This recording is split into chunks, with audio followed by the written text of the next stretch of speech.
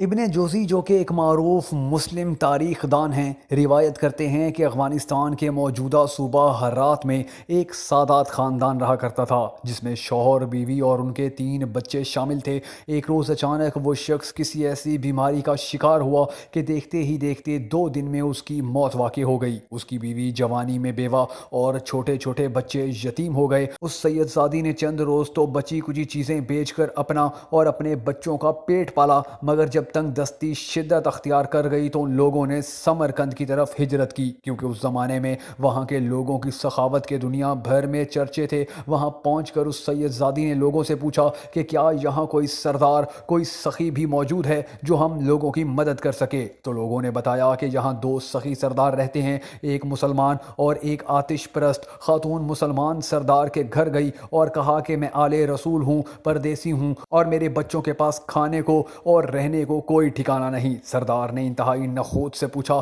تمہارے پاس کوئی نسب نامہ موجود ہے؟ تو خاتون نے جواب دیا کہ میں ایک نادار پردیسی ہوں، میں اس وقت سند کہاں سے لاؤں؟ وہ کہنے لگا یہاں تو ہر دوسرا آدمی کہتا پھرتا ہے کہ میں سید ہوں، آل رسول ہوں۔ یہ جواب سن کر وہ خاتون خاموشی سے وہاں سے نکلی اور مجوسی سردار کے پاس چلی گئی۔ وہاں اپنا تعارف کروایا تو سردار نے فوراً اپنی بیگم کو اس کے ہمراہ بھیجا کہ جاؤ اس کے بچوں کو بھی گھر لے آؤ، رات بہت سرد ہے اور نہ جانے وہ کس حال میں ہوں گے۔ خاتون اور ان کے بچوں کو اس نے کھانا کھلا کر مہمان خانے میں سونے کے لیے جگہ دے دی اور خود سونے کے لیے اپنی خواب گاہ میں چلا گیا۔ اسی رات مسلمان سردار نے خواب میں دیکھا کہ نبی کریم صلی اللہ علیہ وآلہ وسلم جنت میں سونے سے بنے ایک خوبصورت محل کے دروازے پر کھڑے ہیں۔ یہ عرض کرتا ہے کہ یا رسول اللہ صلی اللہ علیہ وآلہ وسلم، یہ خوبصورت محل کس کا ہے؟ آپ صلی اللہ علیہ وآلہ وسلم فرماتے ہیں ایک مسلمان کا ہے۔ یہ کہتا ہے کہ مسلمان تو میں بھی ہوں۔ آپ فرماتے ہیں اپنے اسلام کی کوئی سند پیش کرو۔ وہ شخص کانپ اٹھتا ہے۔